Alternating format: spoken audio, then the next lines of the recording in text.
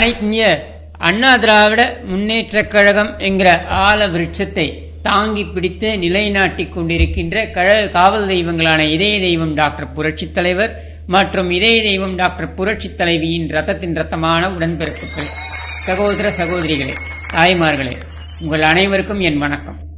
இன்றைக்கு நாம எதிர்கொண்டிருக்கின்ற சவால்கள், அதாவது அனைத்திந்திய அண்ணா திராவிட முன்னேற்றக் கழகம் என்கிற அந்த மாபெரும் இயக்கமானது எதிர்கொண்டிருக்கின்ற சவால்கள் அப்படின்னு எடுத்துக்கிட்டோம்னாக்க, முக்கியமான சவால், அதாவது ஒரு கட்சி அதோடைய இருப்பை கெடுக்க வேண்டும் என்பதற்கு என்னவெல்லாம் செய்ய முடியும் என்றால் அந்த கட்சிக்குள்ளே ஒரு பிளவை ஏற்படுத்த முடியும். அடுத்து அந்த கட்சியுடைய சின்னம் என்பது மிக முக்கியமான ஒன்றாக பார்க்கப்பட்டு அதை முடக்க வேண்டும். இது போன்ற விஷயங்களில் ஈடுபடுவதால் அந்த கட்சியை முடக்கி விடலாம் அப்படின்றதுதான் ஒரு வழிமுறையாகவே எடுத்து செயல்பட்டு கொண்டிருக்கிறது ஒரு சக்தி.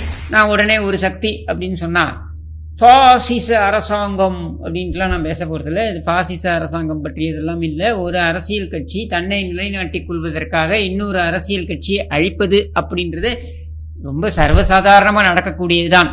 அதுல புதுசா ஒரு வழிமுறையை இந்தியாவில் நுழைச்சிருக்கு ஒரு கட்சி. நான் சொல்லி உங்களுக்கு தெரிய வேண்டிய அவசியம் கிடையாது. அது பாரதிய ஜனதா கட்சி. இவங்க 2014 கிட்டத்தட்ட 30 ஆண்டுகளுக்கு அப்புறம் 2014 தனிப்பெரும்பான்மையுடன் ஒரு ஆட்சியை அமைக்கிறாங்க. தேசிய ஜனநாயக கூட்டணின்னு சொல்லப்பட்டாலும் கூட பாஜகவுக்கு மட்டுமே தனிப்பெரும்பான்மை கொண்ட எண்ணிக்கை வந்துருச்சு பாராளுமன்றத்தில். அதுல இருந்து ஆரம்பிச்சதுங்க இவங்களுடைய ஆட்டம். அதாவது ஒரு கட்சி இன்னொரு கட்சி போட்டி போட வருகிறது. ஒரு கோட்டிற்கு பக்கத்தில் பெரிய கோடு. இதுதானே நாம பொதுவா வழிமுறையா பார்ப்போம், ஆரோக்கியமான வழிமுறையா பார்ப்போம். இவங்க அது செய்ய மாட்டாங்க. இவங்க அந்த கட்சியை பிளவுபடுத்தணும், அந்த கட்சியோட எம்எல்ஏக்களை வாங்கணும், அந்த கட்சியோட சின்னத்தை முடக்கணும். இதை தொடர் வழிமுறையா வச்சிருக்காங்க. எங்கெல்லாம் அவங்க ஆட்சியை பிடிச்சிருக்காங்கன்னு பாருங்க. அதாவது குஜராத், மத்திய பிரதேசம் கூட சொல்ல முடியாது, குஜராத், ராஜஸ்தான், உத்தரப்பிரதேசம், இந்த மாதிரியான ஒரு சில மாநிலங்களை தவிர்த்து மற்ற மாநிலங்கள் எல்லாம் இவங்க எப்படி ஆக்கிரமிப்பு செஞ்சிருக்காங்க, இவங்க எப்படி ஆட்சியை பிடிச்சிருக்காங்க அப்படின்றத எடுத்து பார்த்தீங்கன்னா, வரலாறை எடுத்து பார்த்தீர்கள் என்றால், காங்கிரஸ் அல்லது அங்க இருக்கக்கூடிய பிராந்திய கட்சியுடைய எம்எல்ஏக்களை கவர்ந்து ஆட்சியை பிடிப்பது, பேக்டோர்னு சொல்லுவாங்க, பின்வாசல் வழியாக வருவது அப்படின்றதான் இவங்க வழிமுறையா வச்சிருக்காங்க. இதற்கு அவர்கள் கையில் எடுத்த யுக்திகள் என்னென்னு பாருங்க. உத்தரப்பிரதேசத்தில் தந்தை மகனுக்கு இடையே பிரச்சனையை ஏற்படுத்தினார்கள். முலாயம் சிங் யாதவுக்கும் அகிலேஷ் யாதவுக்கும் ஒரு பிரச்சனையை ஏற்படுத்துறாங்க. அந்த பிரச்சனையில இவங்க குளிர்காயறாங்க. முலாயம் சிங் யாதவ் அவருடைய வயது மூப்பின் காரணமாக அவர் விட்டு கொடுக்கிறேன் அப்படின்னு வராரு. அப்ப அவர் விட்டு கொடுக்கிறேன்னு வரும்பொழுது அந்த இடத்துல அகிலேஷ் யாதவை மூட்டி விட்டு ஒத்துக்காதீங்க, அவங்களுடைய டேர்ம்ஸ்க்கு நீங்க ஒத்துக்காதீங்கன்னு சொல்லி அவருக்கு தேர்தல் ஆணையம் மூலமாக வெற்றியை கிடைக்க பெற வைத்து முலாயம் சிங்கை காலி பண்றாங்க. இந்த குழப்பம் அவங்களுக்கு கிட்டத்தட்ட ஒரு 3 மாதங்கள் அவங்க கட்சிக்கு பெரிய பிரச்சனையா இருக்கு. இதன் பின்னணியில தான் அவங்க 2017 நீங்க பாத்தீங்கன்னாக்கா அவங்க ஆட்சிக்கு வருவதும் கூட, பாஜக ஆட்சிக்கு வருவதற்கும் உதவியாக இருந்ததுன்னு கூட நம்ம சொல்லலாம். எதுக்காக இதை நான் சொல்றேன் அப்படின்னா, முக்கியமா பீகார், உத்தரப்பிரதேஷ், மகாராஷ்டிரா போன்ற மாநிலங்கள்ல இந்த யுக்தியை இவர்கள் கையாண்டு இருக்கிறார்கள் அப்படின்றத நம்மால பார்க்க முடிகிறது. முக்கியமா பீகார்ல பாத்தீங்கன்னாக்கா பாஸ்வான் கட்சி, ராம்விலாஸ் பாஸ்வானுடைய கட்சியை சின்னாபின்னமாக்கி அந்த கட்சியை 2 பிளவுகளாக, அதாவது அங்கேயும் இதே யுக்தி தான். எங்க எப்படி முலாயம் சிங்குக்கும் அகிலேஷ் யாதவுக்கும் இவங்க பிரச்சனையை நடுவில் இருந்து மூட்டி விட்டாங்களோ, அதே மாதிரி அங்க சிராக் பாஸ்வானுக்கும் பசுபதி பரஸ் அவருடைய மாமா சித்தப்பா அவருக்கும் பிரச்சனையை ஏற்படுத்தி, பசுபதி பரஸ் அமைச்சரா தொடர்வாராம் மத்தியில. ஆனால் சிராக் பாஸ்வான் கூட்டணியா வச்சுப்பாங்களாம், ஆனா உள்ளுக்குள்ள வரமாட்டாராம், தேர்தலை தனியா சந்திப்பாராம். சின்னம் கிடையாது, சின்னம் முடக்கி விடப்பட்டது. இப்ப என்னன்னா சிராக் பாஸ்வானும் தேவை, பசுபதி பரசும் தேவை, ஆனால் அந்த சின்னம் பாத்தீங்கன்னா கொடுக்க மாட்டாங்க. அவங்களுடைய எண்ணம் போலதான் அதை கொடுப்பாங்க. அதுவரையில் பாஜக தன்னை நிலைநாட்டிக் கொள்ளும் பீகாரில் அப்படின்ட்டு. அடுத்து மகாராஷ்டிரா எடுத்துப்போம். தாக்கரே, இன்னும் சொல்ல வேண்டும் என்றால் சிவசேனா பாஜகவோட 25 ஆண்டுகளுக்கும் மேல கூட்டணியில் பயணித்தவர்கள். அவங்களுக்குள்ள ஏதோ பிரச்சனை, இது கட்சிகளுக்குள்ள வரக்கூடிய பிரச்சனை தான். கூட்டணி என்பது தேர்தல் உடன்பாடு தானே. தேர்தல் சமயத்தில் நம்ம உடன்படிக்கை போடுறதான கூட்டணி அப்படின்னு வரும்பொழுது அந்த பிரச்சனையை காரணம் காண்பித்து அந்த கட்சியை உடைக்க வேண்டும் அப்படின்றதுக்கு பகீரத பிரயத்தனம் எடுத்தார்கள். அதன் அடிப்படையில் பார்த்தீங்கன்னா ஏக்நாத் ஷிண்டே என்பவர் உருவானார். ஏக்நாத் ஷிண்டே வைத்து அந்த கட்சியை உடைத்தது இல்லாமல் அந்த சின்னத்தையும் முடக்கினார்கள் முதலில். அதுக்கப்புறம் அந்த சின்னத்தை ஷிண்டேவுடைய அணிக்கு கொடுத்து விட்டார்கள். அடுத்தது எங்க போறாங்க? பவார், சரத்பவாருடைய கட்சியை உடைத்தார்கள்.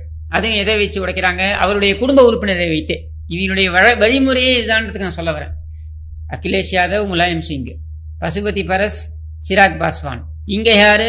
அஜித் பவார், சரத்பவார். சுப்ரியா சுலே சரத்பவாருடைய மகளை காரணம் காண்பித்து அதை உடைத்து 2 வாரத்துக்கு முன்னால அவர் ஊழல்வாதி, 2000 கோடி 3000 கோடி ஊழல் செய்தார் அப்படின்ட்டுலாம் இவர் பிரதமர் சொல்றாரு. பொதுக்கூட்டத்துல பேசுறாருங்க. நான் வெளியில எல்லாம் வேற எங்கேயோ எல்லாம் பேசல. ஒரு பொதுக்கூட்டத்துல 140 கோடி மக்கள் பார்வையாளர்களாக, நான் சொல்றது டிவிலையும் மற்ற ஊடகங்களையும் காட்சி ஊடகங்களையும் இன்னைக்கும் அந்த வீடியோக்கள் இருக்கின்றன, ஆதாரமாக அந்த காணொளிகள் இருக்கின்றன. 3000 கோடி ஊழல், 4000 கோடி ஊழல் புரிந்தவர் என்று அஜித் பவாரை சொல்கிறார். சொல்லி 2 வாரத்தில் அவர் துணை முதலமைச்சராக்கப்படுகிறார். 2 வாரத்தில் எப்படிங்க ஒருவர் மாறுவார்? ஊழல்வாதியிலிருந்து உத்தமர் ஆவாரு? இதையெல்லாம் விட பெரிய காமெடி. ஏன்னா இவனுங்கெல்லாம் தேசபக்தனுங்க வேற சொல்லிட்டு திரியிறானுங்க இல்லையா? இதுல நீங்க முக்கியமான உச்சபட்ச காமெடியை நீங்க புரிஞ்சுக்கணும். அதாவது கார்கில் போரில் இறந்த ராணுவ வீரர்கள், வீரமரணம் அடைந்த அந்த வீரர்களுடைய மனைவிகள், அந்த விதவைகள், அவர்களுக்கு நிலம் ஒதுக்கு பெயரில் மிகப்பெரிய ஊழல், ஆதர்ஷ் ஹவுசிங் சொசைட்டி ஊழல் நடைபெற்றது அப்படின்னு குற்றச்சாட்டை வைத்ததே பாஜக. அதில் முக்கிய குற்றவாளியாக இவர்கள் சொன்னது நபர் யாருன்னு பாத்தீங்கன்னாக்கா அசோக் சவான். அந்த அசோக் சவான 1 வாரம் முன்னர் வரைக்கும் கார்கில் போர் ராணுவ வீரர்களின் விதவைகளின் பெயரில் ஊழல் செய்த அயோக்கியனே என்றெல்லாம் பேசியவர்கள் ஒரே வாரத்துல அவரை கட்சியில் இணைத்துக் கொண்டு அவரை ராஜ்யசபா எம்பியும் ஆக்குறாங்க, மாநிலங்களவை எம்பியும் ஆக்குறாங்க. எப்படிப்பட்ட அயோக்கியர்களா இருக்கணும் இவர்கள், யோசிச்சு பாருங்க. அதாவது இவர்களா தேசபக்தர்கள்? இவர்களுக்கு இருப்பதா தேசபக்தி? இதுவா இவர்கள் ஊழலை ஒழிக்கின்ற லட்சணம்? அப்போ இவர்கள் போடுவது எல்லாமே நாடகம். இன்றைக்கு அஸ்ஸாமுடைய முதலமைச்சரா இருக்காரே ஹேமந்த பிஸ்வா சர்மா, இவர் யார்? இவர் காங்கிரஸ் கட்சியில இருந்தார். காங்கிரஸ் கட்சியில இவருக்கும் ராகுல் காந்திக்கும் பிரச்சனை. தருண் கோகாய் என்கிற இன்னொரு தலைவருக்கும் இவருக்கும் இருக்கக்கூடிய கோஷ்டி பூசல்ல இவருக்கு ஆதரவா இல்லை அப்படின்றதற்காக அவர் ஓரங்கட்டப்பட்டார். விரக்தியில் அவர் பாஜகவில் சேர்கிறார். அதற்கு முன்னர் என்ன நடந்தது தெரியுமா? ஏன்னா ஒருத்தர் ஒரு கட்சியில இருந்து ஒரு கட்சிக்கு போறதுன்றது ரொம்ப சர்வசாதாரணமா நடக்கக்கூடியது. அதை வைத்து மட்டுமே நம்ம ஒரு மிகப்பெரிய ஒரு சதி திட்டம் இருப்பதாக நம்ம சொல்ல முடியாது. இயல்பா இந்த கட்சியில இருப்பாங்க, இந்த கட்சியில அந்த கட்சிக்கு போவாங்க, இதெல்லாம் நடக்கக்கூடியதுதான். ஆனால் இதுல நடந்தது என்னன்றதை கூர்ந்து கவனிச்சு பாருங்க. அவர் மீது சாரதா சிட் ஃபண்ட் என்கிற அந்த நிதி நிறுவன ஊழல், அது கிட்டத்தட்ட 6000 கோடி ரூபாய் ஊழல். அதுல நம்ம நளினி சிதம்பரம் வரைக்கும் பெயர் அடிபடுது. அந்த ஊழல்ல அவரும் குற்றம் சாட்டப்பட்டிருந்தார். அவர் மீது சிபிஐ வழக்குகள் இருந்தன. அந்த வழக்குகளை அப்படியே கிடப்பில் போட்டு விட்டார்கள். இன்றைக்கு அவர் பாரதிய ஜனதாவுடைய முதலமைச்சர். எப்படி உங்க கூட சேர்ந்துட்டா எல்லாம் உத்தமர்கள், உனக்கு எதிராக நின்றுட்டா அவர்கள் எல்லோரும் ஊழல்வாதிகள்னு பேசுவீங்களா? இது மாதிரி பல உதாரணங்களை நம்மால சொல்ல முடியும். சுவேந்து அதிகாரி இன்றைக்கு மேற்கு வங்கத்துல, இன்னும் சொல்லணும்னாக்க மமதா பானர்ஜிக்கு மிகப்பெரிய வலதுகரமாக இருந்தவர் சுவேந்து அதிகாரி. அவருடைய குடும்பம் நந்திகிராம் என்கிற பகுதியில் மிகப்பெரிய செல்வாக்கு கொண்டிருக்கின்ற குடும்பமாக இருக்கிறது இன்றும். எந்த அளவுக்கு அப்படின்னா 2021 மமதா பானர்ஜி ஸ்வீப் பண்றாங்க, மிகப்பெரிய வெற்றி அவரது கட்சி பெறுகிறது. ஆனால் மம்தா பானர்ஜி நந்திகிராமில் தோற்று போகிறார். ஏன் தோற்கிறார்? ஏன்னா சுவேந்து அதிகாரி உடைய குடும்பம் அங்கே கோலோச்சுகிறது. அவருக்கு எதிராக எதுவும் செய்ய முடியவில்லை. அந்த சுவேந்து அதிகாரி பாஜகவில் இன்றைக்கு கோலோச்சுகிறார். அவர் மீதும் இதே போன்ற ஹேமந்த பிஸ்வாக்கு இருக்கிற மாதிரி சாரதா நிதி நிறுவன ஊழலில் அவருடைய பெயரும் இருக்கிறது. அப்ப அவர் மீது போடப்பட்ட வழக்கோட நிலை என்ன தெரியாது. யார் யார் மீதோ போடப்படுகின்ற வழக்குகளை எல்லாம் தூசி தட்டி எடுக்கக்கூடிய இவர்கள் இந்த வழக்குகளை எல்லாம் ஏன் கிடப்பில் போட்டிருக்காங்க அப்படின்றதுக்கு பதிலே கிடையாது. இதை ஏன் நான் இங்க குறிப்பிடுறேன் அப்படின்னா, இப்படியான யுக்திகளை எல்லாம் இவங்க கையாளுறாங்க. ஒரு கட்சியை உடைப்பது, ஒரு கட்சியை சிதைப்பது அப்படின்னு சொல்லிட்டு.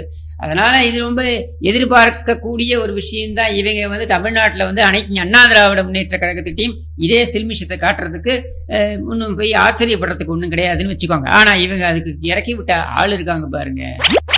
ஒரு வெத்து தலைவர் அண்ணாமலைங்கிற பெயர். அதற்கு முன்னர் எல்முருகனை வைத்து முயற்சி செய்தார்கள். அதற்கு முன்னர் டாக்டர் தமிழிசை அவர்களை வைத்து முயற்சி செய்தார்கள். ஆனாலும் இந்த காமெடி இன்னும் அதிகமாக அரங்கேறியது எப்போ அப்படின்னாக்கா இந்த வெத்துவேட்டு தலைவரான அண்ணாமலை வந்ததுக்கு அப்புறம் தான். என்ன பண்ணாங்க, பன்னீர்செல்வம் இன்னொரு வெத்துவேட்டை கையில் எடுத்துக்கிறாங்க. இந்த பன்னீர்செல்வம் காலை தான் நாம கர்ம யுத்தம் காலத்துலேருந்து பார்த்துக்கிட்டு இருக்கோமே, ஒன்றுத்துக்கும் உதவாத டம்மி பீஸுன்னு. அப்ப இந்த டம்மி பீஸை வைத்து கட்சியில் ஒரு குழப்பத்தை ஏற்படுத்தி இந்த சின்னத்தை முடக்குவது.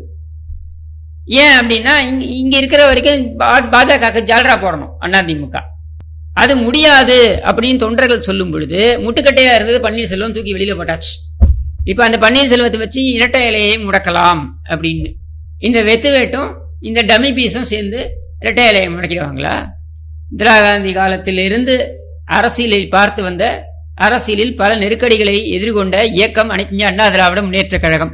இந்திரா காந்தியை பார்த்தாச்சு, ராஜீவ் காந்தியை பார்த்தாச்சு, நரசிம்மராவை பார்த்தாச்சு, மன்மோகன் சிங் சோனியா காந்தியை பார்த்தாச்சு, இப்ப நரேந்திர மோடியும் பார்த்தாச்சு. இத்தனை பேரையும் பார்த்துட்டு இங்க ஒரு வெத்துவேட்டு, அதுவும் அரசியலுக்குள்ள வந்து 2-3 வருஷம் ஆன ஒரு கத்துக்குட்டி, இந்த கத்துக்குட்டி சொல்றத கேட்கறதுக்கு ஒரு டம்மி பீஸு, இந்த டம்மி பீஸும் இந்த கத்துக்குட்டியும் சேர்ந்து அதிமுக அழிச்சிடுவாங்களா? சின்னத்தை முடக்கிடுவாங்களா? ஏண்டா நீங்க படிக்கிற ஸ்கூல்ல அதிமுக ஹெட் மாஸ்டர்ரா, உங்களுக்கு அரசியல் பாடத்தை கத்துக்கணும்னா போய் அதிமுக வரலாறை எடுத்து படி, உனக்கு அரசியல் பாடம் நன்றாக நீ கற்றுக்கொள்வாய், எல்லா விஷயத்தையும் தெரிந்து கொள்வாய். ஏற்றம் தாழ்வு, எப்படி ஏற்றம் பெற்றது, எப்படி பின்னடைவுகளை சந்தித்தது, எப்படி அந்த பின்னடைவுகளை எதிர்கொண்டது, எப்படி வெற்றிகளை பெற்றது, எப்படி தோல்விகளை எதிர்கொண்டது, அத்தனையும் நீ கற்றுக்கொள்ளலாம். அரசியலை நீ கற்றுக்கொள்ள வேண்டும் என்றால் அனைத்து அண்ணா திராவிட முன்னேற்ற கழகம் 1972 இருந்து இன்று வரையில் அது கடந்து வந்த பாதையை நீங்கள் படியுங்கள், வரலாறை கற்று தெரிந்து கொள்ளுங்கள். அதிமுக என்பது நீங்கள் மற்ற கட்சிகளை வைத்தெல்லாம் செய்யக்கூடிய அந்த சித்து விளையாட்டிற்கு பாருங்க, அதற்கெல்லாம் அதிமுக என்றைக்கும் அசைந்து கொடுக்காது. நீ சரத்பவார் கட்சியை வச்சு விளையாடலாம், நீ தாக்கரேவோட கட்சியை வச்சு விளையாடலாம், நீ முலாயம் சிங் யாதவ் அகிலேஷ் யாதவோட கட்சியை வச்சு விளையாடலாம், நீ பாஸ்வான் கட்சியை வச்சு விளையாடலாம். நீ அதிமுக வைத்து விளையாட முடியாது. ஏனென்றால் அதிமுக என்பது அது ஒரு உணர்வு, அந்த உணர்வை வைத்து நீ விளையாட முடியாது. மக்களுடைய உணர்வை தூண்டி விளையாடுவது உனக்கு அரசியல், எங்களுக்கு மக்களுடைய உணர்வை புரிந்து கொண்டு ஆள்வது என்பது எங்களது வழக்கம். என்றைக்கும் வித்தியாசம் இருக்கிறது. உன் அரசியலை தமிழ்நாட்டில் நீ கொண்டு வரலாம் என்று நினைத்தால் அது கண்டிப்பாக அனைத்து அண்ணா திராவிட முன்னேற்ற கழகத்தை வைத்து முடியாது என்பதை திட்டவட்டமாக தெரிவிக்கின்ற வண்ணம் தான் அத்தனை பேரும் ஓம்பினடி வந்து நிற்கிறான். நீ 5 மாநிலத்தில் நீ வெற்றி பெற்றுட்ட, 5 மாநிலத்தில் 3 மாநிலத்திலையும் ஜெயிச்சிட்ட, அபார வெற்றி, இல்லைன்னு யாரும் சொல்லலப்பா, நீ ஜெயிச்சிட்ட. அப்ப ஓம்பினடி லைன் கட்டி நிக்கிறமே, கமலாலயத்து வாசல்ல லைன் கட்டி நிக்கிறமே, எவனும் நிக்க மாட்டேங்கிறானே. ஏன் நிக்க மாட்டேங்கிறான்? வாசனை இழுக்கிறதுக்கே உங்களுக்கு மேல் மூச்சு கீழ் மூச்சு வந்துருச்சே. அப்புறம் எங்க இருந்து மத்தவங்க எல்லாம் வருவாங்க? ஏன் வரல? நிதிஷ்குமார் வராரு, தேவேகவுடா இங்க இருந்து போறாரு, அங்க இவரு சௌத்ரி ஜெயந்த் சௌத்ரி வராரு, இத்தனை பேர் வராங்க உங்களை தேடி. ஏன் அதிமுகங்கிற ஒரே கட்சி மட்டும் உங்களை வேண்டவே வேண்டாம், ஓடுங்கடான்னு ஏன் சொல்லுது? ஏனென்றால் உங்களுக்கும் தமிழ்நாட்டிற்கும் என்றைக்குமே சம்பந்தம் இருந்ததில்லை. முக்கியமாக தேசிய கட்சிகள் எடுத்துக்கிட்டீங்கன்னாக்கா அவங்களால ஏன் கால் ஊன்ற முடியாமல் போனது என்றால் தமிழகத்தின் தன்மையை புரிந்து கொள்ளாத இயக்கங்களாக அவர்கள் இருக்கிறார்கள் என்பதால் தான். அது நம்ம பிரச்சனை கிடையாது, அது அவங்க பிரச்சனை. ஆனால் இவங்களையெல்லாம் லெப்ட் ஹேண்ட்ல டீல் பண்ணக்கூடிய சாமர்த்தியம் சாதுரியம் என்பது அதிமுகவுக்கு மட்டும்தான் இருக்கு. 2 மாசத்துல ஆட்சி போயிடும் நாங்க எடப்பாடி பழனிசாமி பதவி ஏற்றுற உடனே. ஸ்டாலின் பாத்தீங்கன்னாக்க சொடக்கு போடுற நேரத்துல ஆட்சி போயிடும், போடு இப்படி போட்டுன்னு இருக்க வேண்டியதுதான். நீ இன்னைக்கு நீதிபதி சொடக்கு போட்டு தூக்குறாருல ஒரு அமைச்சரா, என்ன பண்ண முடிஞ்சது உன்னால? மேடையில வெக்கம் இல்லாம அழறிய கவுன்சிலர் புருஷன் கூட நீ சொல்றதை கேட்க மாட்டேங்கிறான்னு சொல்லிட்டு வெக்கம் இல்லாம அழறிய, எனக்கு ஏன் விடியுதுன்னு எனக்கே வருத்தமா இருக்கு அப்படின்னு பயமா இருக்குன்னு அழறிய, இதான் நீ அரசியல் கற்றுக்கொண்ட லட்சணம். அப்படி ஸ்டாலின் சொன்னதும் நடக்கல. இவங்க தினகரனை வைத்து படம் காமிக்கலாம்னு நினைச்சாங்க, அதுவும் நடக்கல. அடுத்து பன்னீர்செல்வத்தை வைத்து ஏதாவது செய்யலாம்னு நினைச்சாங்க, அதுவும் நடக்கல. அப்ப இந்த ஆட்சி 4.5 ஆண்டுகள் எதுவும் செய்ய முடியாமல் போனது. அதுக்கப்புறம் எதிர்கட்சியா வந்துட்டா அதிமுக ரொம்ப முடங்கி போய்விடும், சுணக்கமாயிடும் அப்படின்லாம் எதிர்பார்த்தாங்க. அதன் அடிப்படையில் ஒற்றை தலைமை என்ற கோஷம் வைக்கப்பட்ட பொழுது அப்பொழுதும் இதே தான் செய்தாங்க. பன்னீர்செல்வத்தை வைத்து ஆட்டம் காண்பிக்கலாம்னு நினைச்சாங்க. அதெல்லாம் இங்க இந்த வறுப்பெல்லாம் இங்க வேகலை. இதுக்கு சிடி ரவின்னு ஒரு பீஸை கூட்டு வந்தாங்க டெல்லியில இருந்து.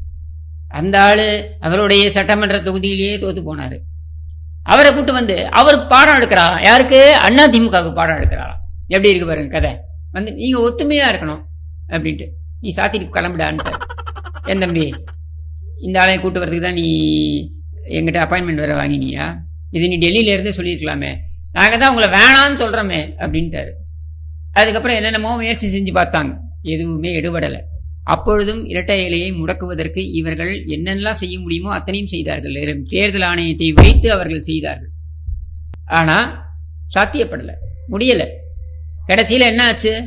இரட்டை இலை என்பது வழங்கப்பட வேண்டும் என்கிற நிர்பந்தத்திற்கு தேர்தல் ஆணையம் தள்ளப்பட்டது. ரொம்ப கூலா ஹேண்டில் பண்ணாங்க. சட்டப்படி யாவன்ட்டையும் போய் கெஞ்சல, சட்டப்படி கொடுக்குறியா இல்லையா, இவ்வளவுதான் மேட்டர். அப்ப நீதிமன்றத்துக்கு முன்னாடி தேர்தல் ஆணையம் வந்து, ஏன்பா நீ 8 மாசமா 9 மாசமா நீ வந்து பதிவேற்றம் பண்ணாம இருக்க? அவங்க பொதுக்குழு நடத்திட்டாங்க, நீதிமன்றம் எப்படி நடத்தணும்னு சொல்லிச்சோ அதே மாதிரி நடத்திட்டாங்க. அப்ப அவங்களுடைய பொதுக்குழு நடத்தியபடி அவங்களுடைய தீர்மானம் செல்லும்னு நீதிமன்றம் சொல்லிவிட்ட நிலையில எந்த தடையும் கிடையாது, இந்த இடைக்கால தடையும் கிடையாது. உனக்கு என்ன பிரச்சனை, நீ ஏன் கொடுக்குறியா இல்லையா? இல்ல நான் கொடுக்க வைக்கணுமான்னு சொன்னதுக்கு அப்புறம் வேற வழி இல்லாமல் தேர்தல் ஆணையம் கொடுத்தது.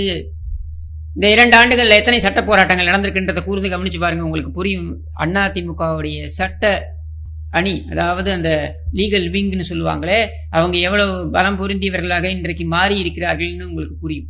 அத்தனை வழக்குகளிலும் வெற்றி, ஒன்றும் பண்ண முடியல. இன்னி வரைக்கும் எதுவும் பண்ண முடியல. ஏன் அவங்க மோடிஜி ஜாடிஜி இங்க வந்து பேச வேண்டியதானே?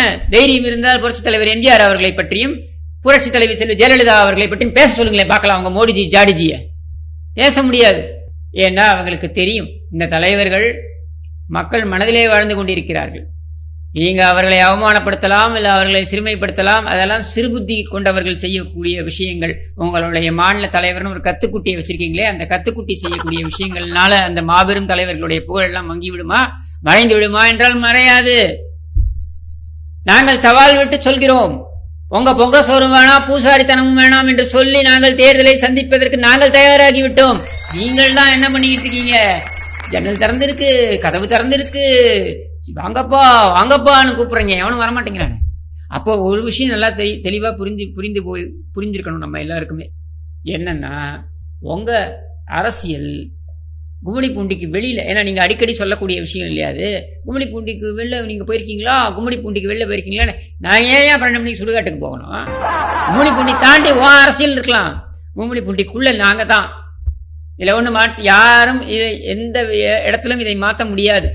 நீ என்ன நடையா நடந்தாலும் சரி, நீ என்னதான் பிரஸ் மீட்டை வச்சு கதறினாலும் சரி, இதுல எதுவும் மாறாது மாறாது மாறாது என்று கூறி அனைத்து இந்திய அண்ணா திராவிட முன்னேற்ற கழகம் இந்த சவால்கள் இல்ல, இனி எத்தனை சவால்கள் வந்தாலும் எதிர்கொள்ளும் தெம்பும் திராணியும் கொண்டது என்பதனால்தான் அந்த மாசற்ற மங்கை, அந்த உன்னத தலைவி புரட்சி தலைவி செல்வி ஜெயலலிதா அவர்கள் சட்டமன்றத்தில் கூறினார். என்ன கூறினார்? எனக்கு பின்னாலும் 100 ஆண்டுகள் இந்த இயக்கம் இருக்கும் என்று கூறினால் எந்த தனிநபரையும் வைத்து அவர் அப்படி கூறவில்லை, எந்த குடும்பத்தையும் வைத்து அவர் அப்படி கூறவில்லை.